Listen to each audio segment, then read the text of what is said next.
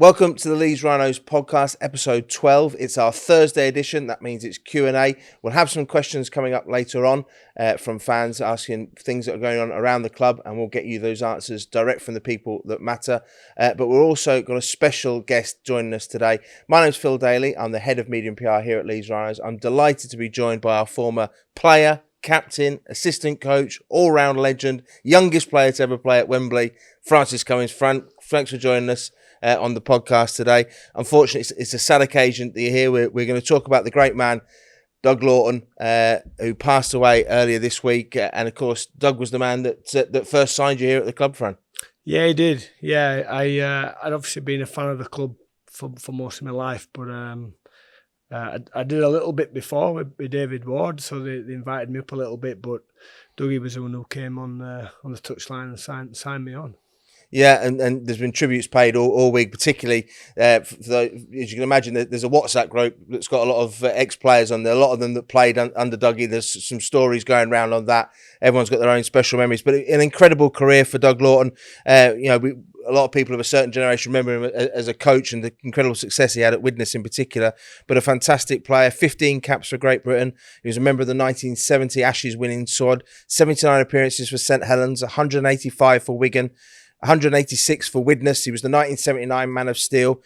In his playing career, he won 2 Challenge Cups, 2 Floodlit Trophies, 5 Lancashire Cups, and 1 Division 1 Championship. An incredible achievement as a player alone. But then when you think about what he did as a coach, and of course that Widnes team that he formed over there really broke the mould.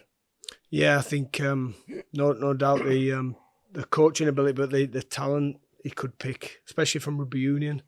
You know, he'd cast the net and he'd soon turn them into great rugby league players, and that Widnes team was something else, wasn't it? You know, the household names really what he made into, and that transformed the town for a long time.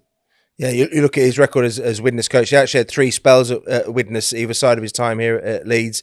He won 2 Challenge Cup, 5 Premiership wins, 1 Regal Trophy, 1 Floodlit Trophy, 3 Lancashire Cups. I think one of his disappointments was that he never won a Yorkshire Cup with Leeds, because that would have completed his collection. 1 World Club, of course, that famous night for Widnes, 3 Charity Shields, and 2 Division 1 Championships. And he really built up a real aura around him. You know, it was Widnes and Wigan at that time with the 2 superpowers. You mentioned you'd already started coming to Leeds on them summer schools when David Ward was in charge, but do you remember what your thoughts were when Leeds went out and captured Dougie in May 1991?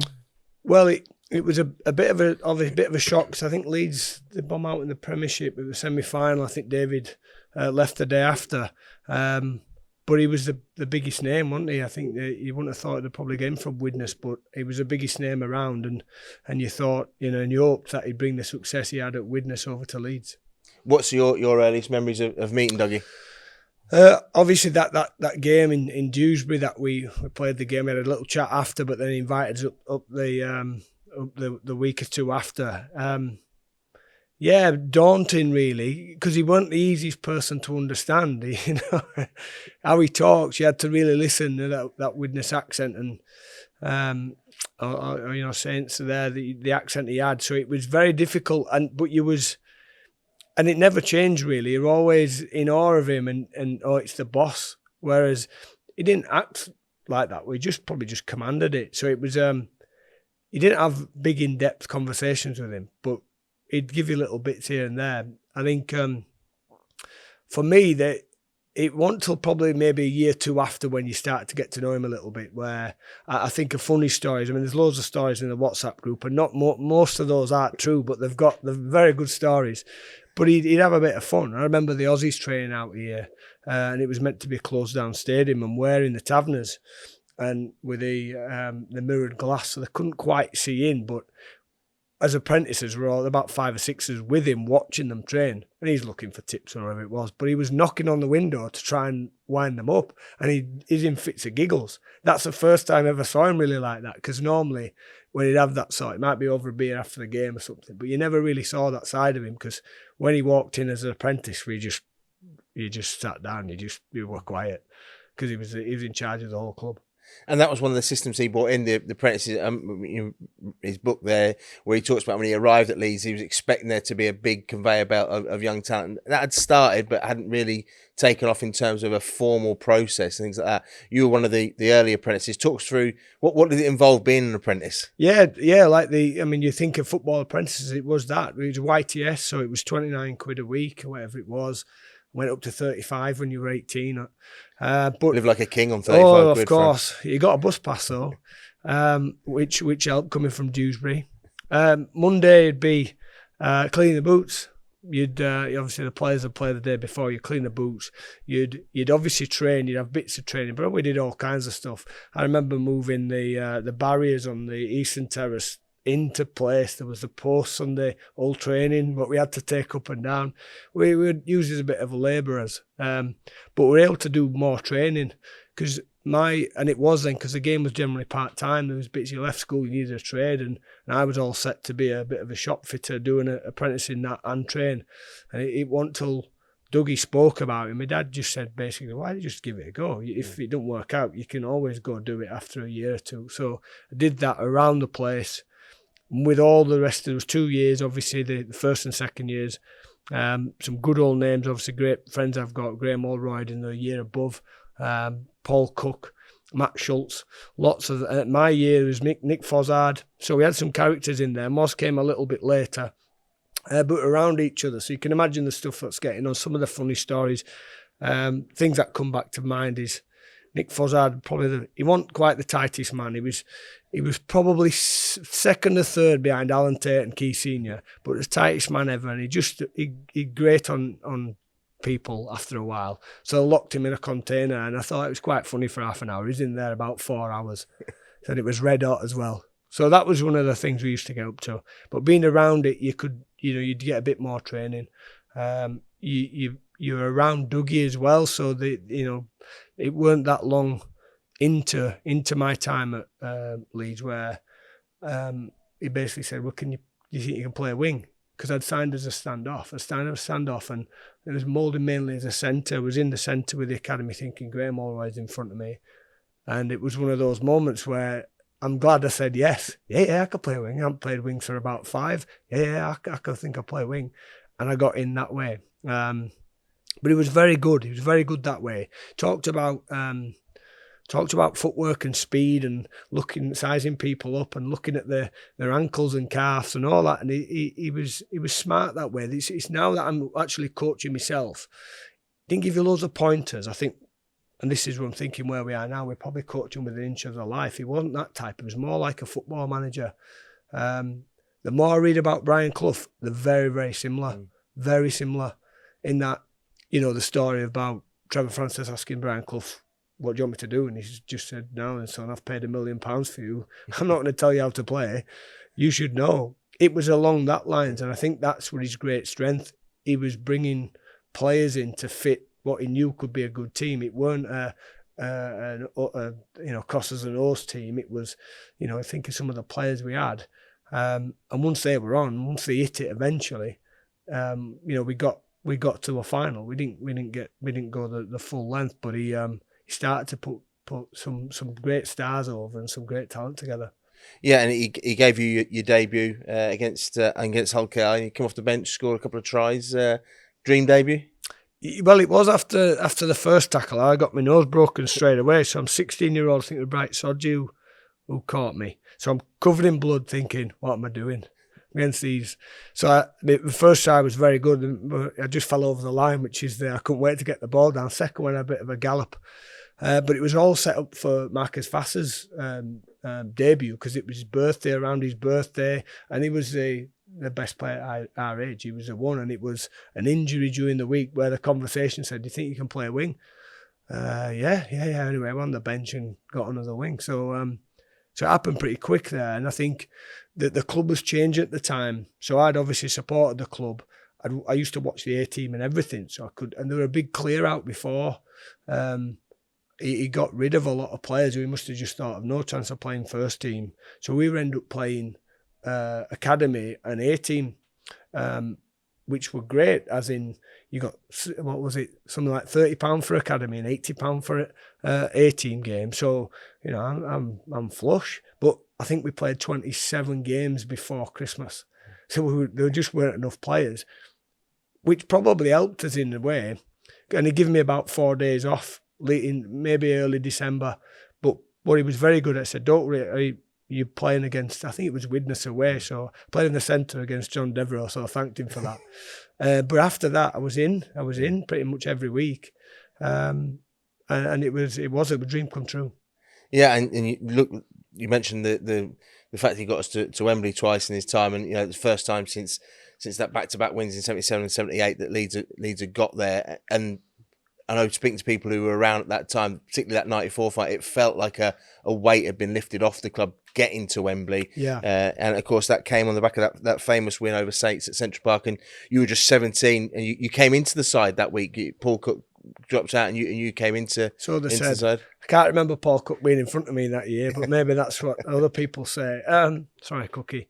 No, I'd been in pretty much all along. I think it was nice to be involved in, obviously, this Ellery celebration. You know, the combination for the next 2 years was especially Craig Innes making a bit of room for me. I'm coming back inside, giving me the ball. Dream come true. I think the club certainly was alive. I think back, and my memory's not the best now. I remember more of the peripheral stuff than the games itself. But I know we had to we dropped out loads, and we had to defend, and we weren't a defending team really. We were an attacking team, and we got that done. But the scenes afterwards, you know, you think back to, and there'll be footage of it where all the Leeds fans are on the pitch, all my family were on the pitch, and I've a big family.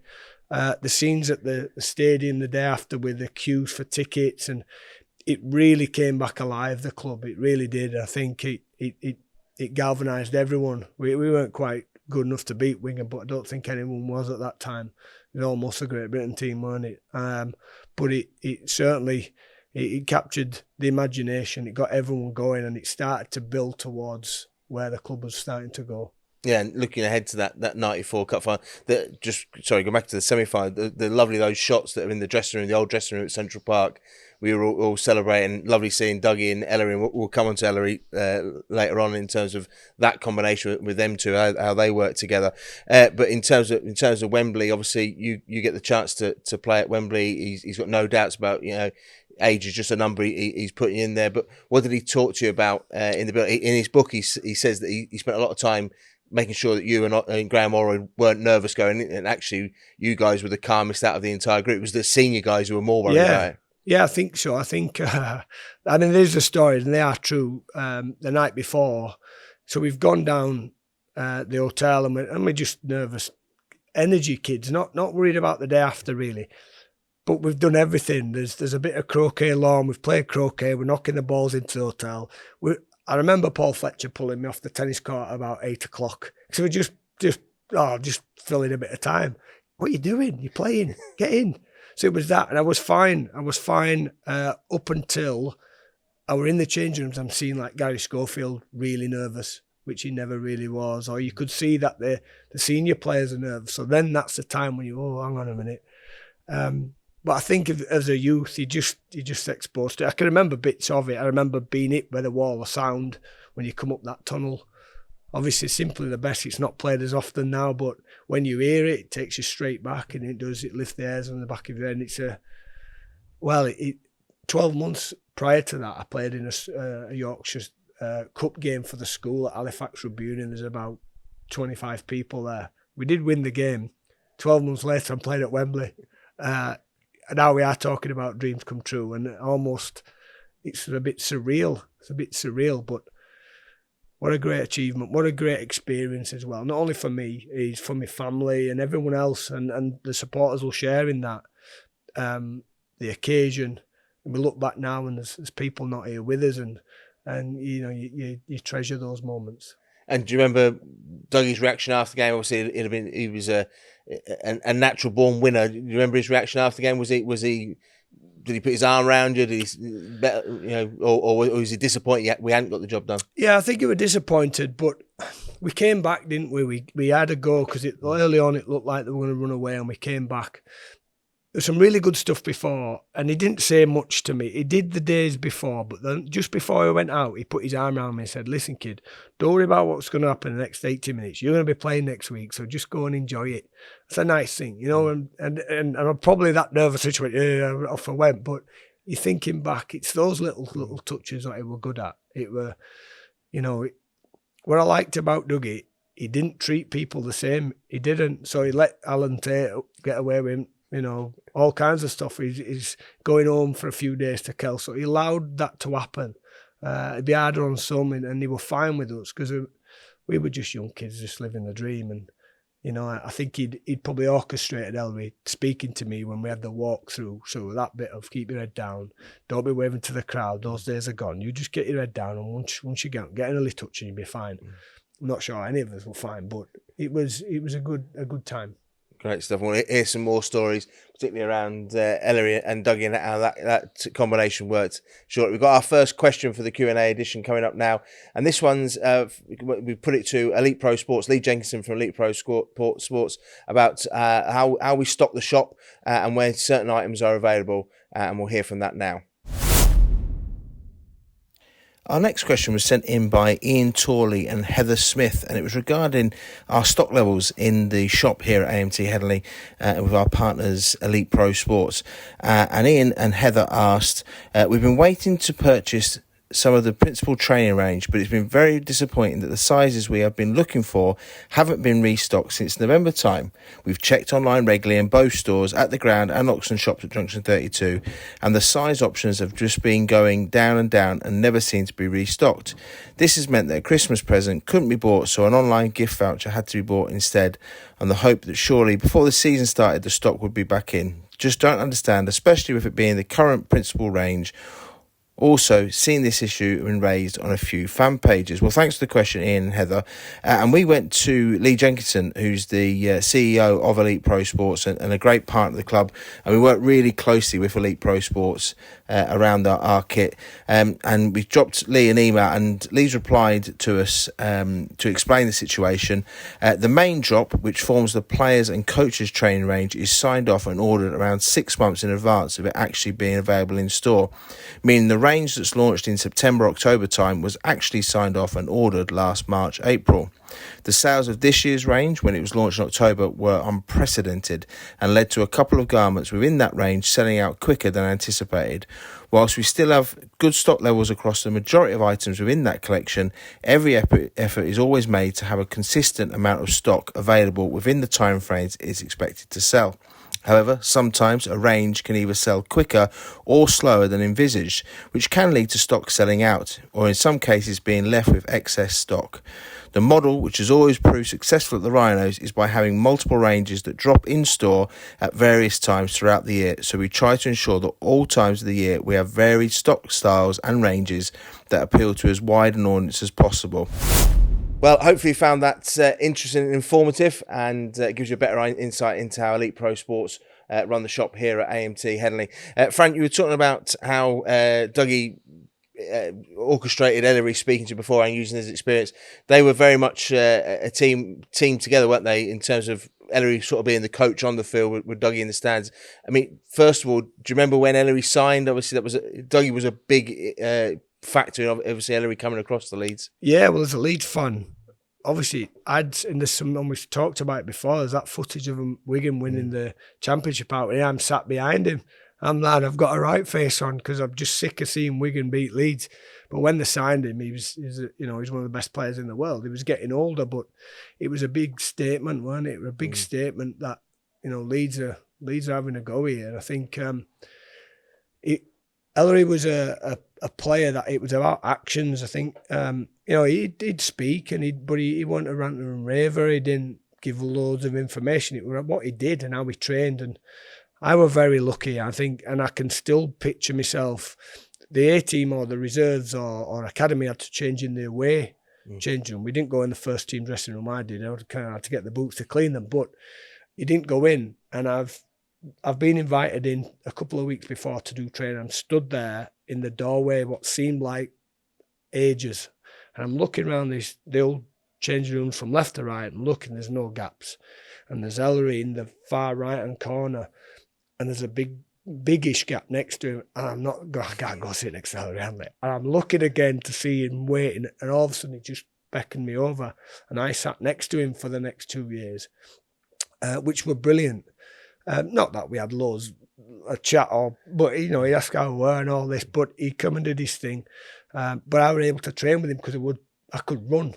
I could run, and if any of those tests or any of the running around the park, he'd say, "What are you doing tomorrow? Right, come on, we'll have a run." So it was priceless. 2 years before, Leeds had signed, or 3 years before, wherever it was, signed Ellery Hanley.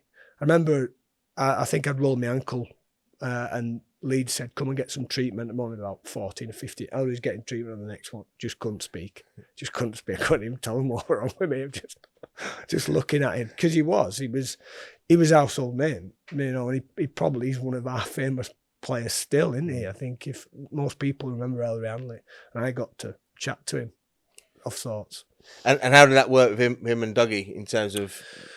Yeah, again, it was we did have Dean Riddle, who were a conditioner, so there were bits in there. A lot of it had been done away from the changing room, because Ellery at times would drop in. It seemed at times you'd think he's just arrived 5 minutes before training and he'd come and done his bit, but they've talked about it. It's hard now looking back because of how they train now and how it is, and yeah, it's more organised and it's got this and it's got this, and then there's an attack coach or a defence coach. It was a mix of that, but you never got the thought of you're looking at Dougie then looking at Ellery waiting. It was Dougie would look at video and he'd have clips and he'd talk about the team and you were looking at Dougie rather than obviously that were going on, but it weren't who's in charge here. I never got that feeling. We're always Dougie in charge. And Ellery, like I said, Ellery were more of a doer, and what he did and how he trained and standards he had were just way above everyone else. I suppose that element really helped with what Dougie was trying to do in terms of, the big elephant in the room was Wigan, trying to keep up with them, their full-time environment. But what Dougie was trying to do in terms of setting up a apprenticeship schemes, bringing through players, signing players, and then that more professionalism within the training environment, it probably worked hand in glove. Yeah, I think, and that hasn't changed. That, as you know, and when our club's been so successful, you've got a mixture of homegrown young players and you've got some stars you bring in, and that shouldn't change. I think he was onto it. He knew what it was about. You look at all them dynasties, he was there. He just needed to get the right combinations and get the conveyor belt coming, and it started to come. The players are produced on the back of it. The environment kept getting better. Weren't quite there at the time, but it started to change, and it went on obviously different levels as the game improved, and they all went full-time professionals. That there was more demands of the players, but he'd put things in place, especially with the youth and the years coming after me as well. That he'd put the time in. He'd go and look at the amateur game. He had that personal touch where he went and he knew he signed the parents as well as the kids. So he'd go to the house and he'd halfway there. So I thought he was very good at that. Yeah, they say that in American sport, don't they? The master of the lounge, and that Dougie was very. You read Kev Sinfield's book where he talks about where he came over to. Ray and Kev came to sign it, and Kev said, "I can't sign it until my mum's seen it." So the next day he turns up at the house and gets the deal done there. Then we heard last week when John Bastian was paying tribute to Bob Pickles, they were very much a team together, weren't they? Yeah, again, and then that's part of it, and it's a big thing. You're basically saying, I'm going to look after your son, and you're showing that personal touch, and it's an important thing. But it was big for me because, I had wobbles. I was a Leeds fan, and I'd been training with the 2 pre-seasons before, only doing bits. But then, and I'm thinking of all these players in front of me, I have no chance again. I'm thinking, you know what, Cass asked me to sign, and I'm like, I had a wobble. I'm like, I think I might be better off at Cass, even though I'm a Leeds fan. I might be better off, to the point where I think, I'm going to have to, in fact, my dad said, oh, look, well, if you feel that really strongly, I might have to, I'll tell him, I'll say, look. And it happened. It was like, look, I don't think he's going to come because he thinks within a day or two, no, that's not happening. This is what, very convincing. Look, you've got a pathway here. This is you. This is what you're going to do. And we'll straight back on. But for for a couple of days, I'm thinking, right, I think I'm going to have to go and sign for Cassia. I suppose the important thing there, you talk about you're entrusting your son to a club that, when he does say that to you, he's backed it up with his actions. You've got a chance when you're 17, you're 16, and you come through and you've got a development pathway, the apprenticeship schemes and all that sort of thing. That it's not one thing saying it and then being a man of your word afterwards. I did a bit of work with Joe Lydon a few years ago for Ireland, and we were chatting about, obviously Dougie signed him. Very, very similar in how because I think Joe was on a rugby union tour. Going to go for England schools, and it was like, and he was trying to get him to come early, and it was along those lines of, look, I'll look after you. The way we're going, you'll play at Wembley next year. Anyway, on the tour, and he did anyway. But he was basically saying, look, you've got a pathway, you've got that opportunity. He didn't tell me I was going to play at Wembley that year, but left it as a surprise. Yeah, that's right. Yeah, so it was more of he'd back his young lads. Yeah, and he was, for his character and what you saw, and he said he was a man of few words and some of them indecipherable in that Widnes accent, but he was an honest guy as well in terms of how he operated. I was interested. I was having a chat with John Bentley early this week, and John was obviously here when Dougie first arrived, and John got word that they were looking to move him on. The board had said to Dougie he couldn't spend any more money until he freed up some money. So him and John had sort of had crosswords that he found out he was trying to ship him on to Halifax and things. They were trying to bring in Derek Fox at the time, and so they needed to free up some money, and John was sort of the make weight in that deal. And anyway, they had crosswords, and John did get sold to Halifax. Leeds didn't get Derek Fox. He decided to go to Bradford Northern instead.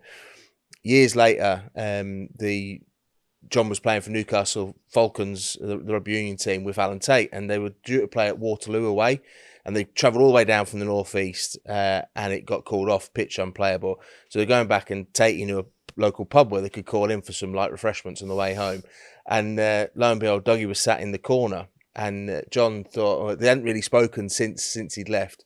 John said, I thought I'd go over and just shake his hand and all that, and he said Dougie apologised to him, and he thought, obviously John being the personality he thought he was one of the problems that was at Leeds. Right. And he said, I got that wrong. Not he said he would have kept him, but no. But he said, and the fact that to be the bigger man to be able to say that to someone afterwards, probably says a lot about the character he was. Yeah, I think obviously there's wheeling dealing, isn't there? But you don't get them all right, and I think you go with an hunch. I think he generally got some good players in, didn't he? I think I remember training with those, and Phil Ford and all those, and Simon Irving and all that group. And I think it was a changing of the guard, really, wasn't it? They'd had a run, and he was bringing other people in. I think probably Jim Fallon came in, and off we went again. We'll have a couple of more stories about Doug Laughton and his wheeling dealing coming up, but we'll get our second question of the Q&A edition coming up now. And this one went to Sean Jones, our Head of Customer Experience, talking about the new processes we've got on a match day and around involving showing your app when you're in the South Stand in particular. Our next question came to us via X, and it came from Samo. And Samo asks, why do stewards ask to see your season ticket when you've already entered the ground? It's a pain, especially with the new app system. I think Samo was talking particularly about the South Stand. We had a couple of inquiries about that. So we went to our Head of Customer Experience, Sean Jones, who was able to answer us. Sean, can you explain what the new systems are that we've had to put in place? Yeah, thanks, Phil, and thanks, Samo, for your question. It is a really interesting one, especially one actually that has probably more recently cropped up. I think what we need to understand is that ultimately our stadium is a big space, and actually our gates allow access to supporters at any sort of particular point. There's only the South Stand that is really isolated to South Stand supporters.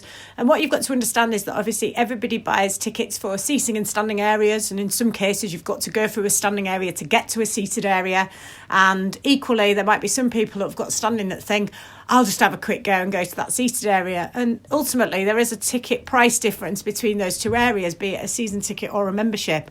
So we do have to be quite careful and ensure that we're looking after our supporters and everybody's getting the right experience. If you look at the South Stand, when we first opened it, we were quite strict on that concourse area, that it was only for Southstanders. But then it became a little bit obvious that actually not everybody who attends a Rhinos game who is meeting up with their mates, they're not all Southstanders together. So you might have somebody who's a Southstander who has got mates who come to every game, but they sit in the North Stand, but they all want to come and have a beer. And that's what we're trying to create, a social environment where everybody can be in a space watching, previous games on big screens, or watching games that are taking place before our games together, having a drink, socialising, being together, enjoying the entertainment in the concourse. And therefore, then when it gets to get into the specific entry points, either to the terrace or to the seated areas, those tickets are checked to make sure those people are in the right place. And from a safety perspective, of course, we also need to make sure that we're not exceeding the numbers of people in those areas. So again, really, really important. It's just one of those things we have to continue to do it. And I'll be totally honest that I've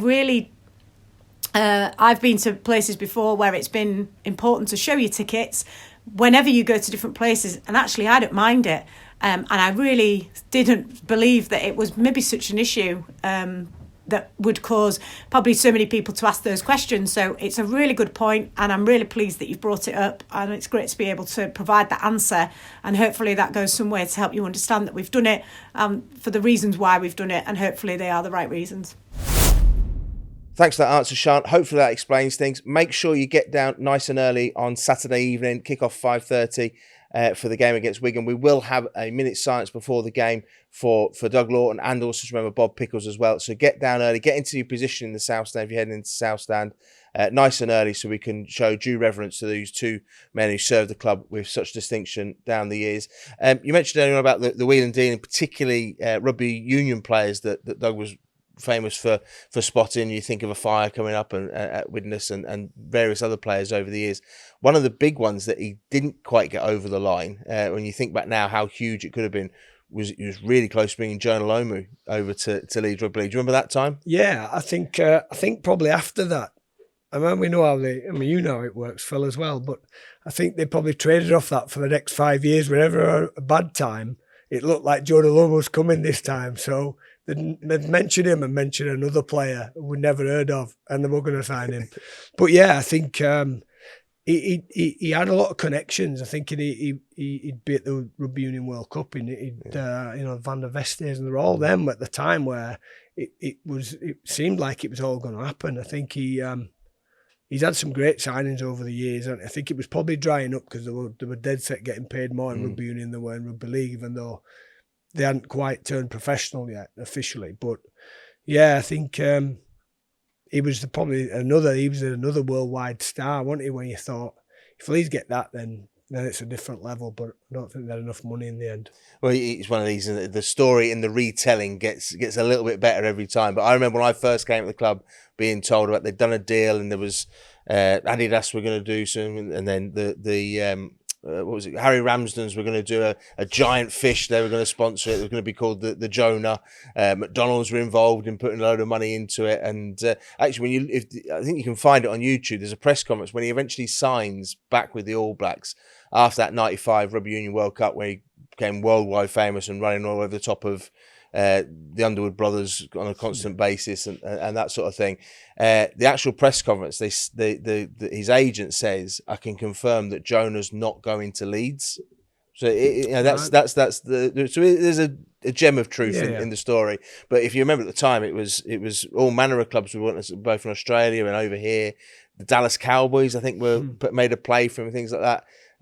But instead we got Sateki Tuipulotu. Yes, nice lad. Teki. Yeah, nice lad. Not quite John Lomu. Fair play to Teki.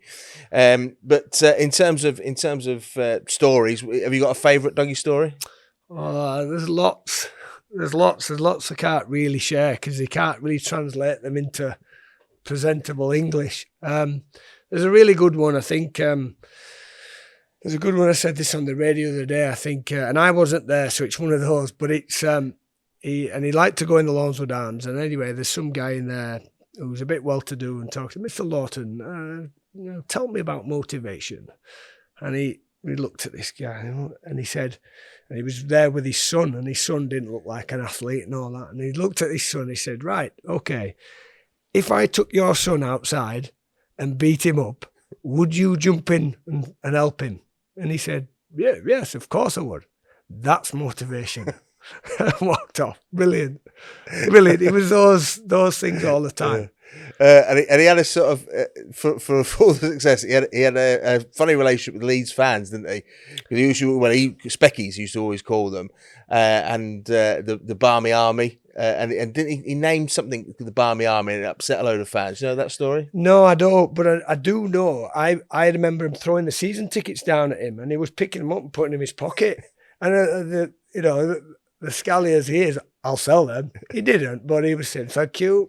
But what I liked about Dougie, he didn't care about that. He didn't care. It didn't affect him because he knew they wouldn't say it one-to-one to him because he'd be able to look after himself. Yeah. But it was more about, no, I know where I'm going. And he was very strong-minded that way. You have to be, don't you? You have to be in that position. You have to, so I think, that's the one thing that you thought. Then when, we're all feeling it, he never showed any of it. He was like, we're right here. Well, this is what we're doing. And it's funny, Leeds was the only other club he coached other than Widnes, where he'd played all his career and obviously knew that club. I mean, he practically, especially in the early days, he was running the club, not just the team. No.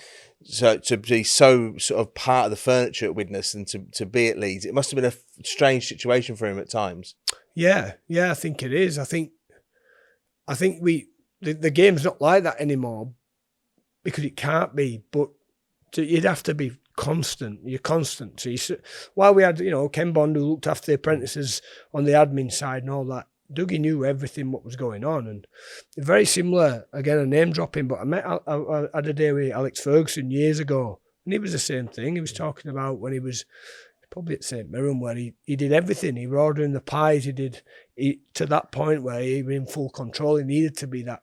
In the end, he had to let it go. But Dougie was in every department. He knew what were going on, and that's how it needs to be, really, because he's making a decision on players and the direction of the club. And there's bits there. Tony Smith was very similar. He said that to me as assistant coach. Look, everything you hear, you speak to me. They don't employ you. I do. I need to know because that might affect how we move forward. And if someone's not travelling great, I need to know because I might need to bulk them up a little bit. I might need to then keep other people's down, but I need to know. You need to give me all the information. Yeah, I remember Damien Grass, and that used to be Graham Murray's adage as well. It doesn't matter how the coach finds out, as long as he finds out.